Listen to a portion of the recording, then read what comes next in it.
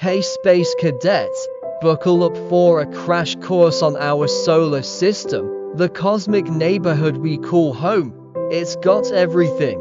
A giant star that looks suspiciously like a flaming pizza cheesy, planets that would make even Matthew McConaughey sweat looking at you, Venus, and a bunch of rocky rejects that wouldn't win most likely to support life in a high school yearbook. Sorry, Mars.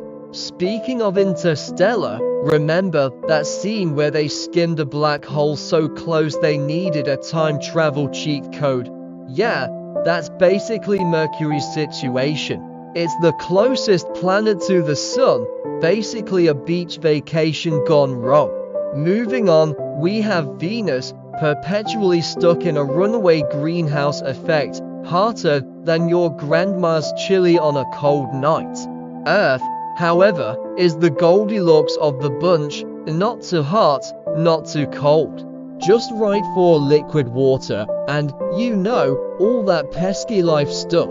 But don't get too comfy, Earthlings. There's a whole solar system out there, with gas giants like Jupiter so big they could swallow a few Earths whole. Don't worry, they're gassy, not hungry.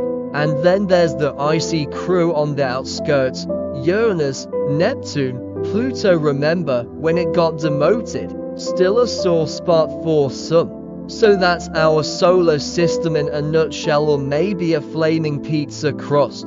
A wild place, full of drama, scorching heat, and enough ice to make a snowman army jealous.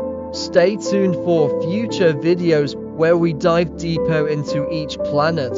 Who knows?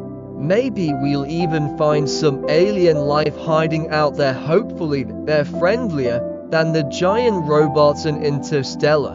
Until next time, keep your spacesuits clean and your thirst for knowledge quenched.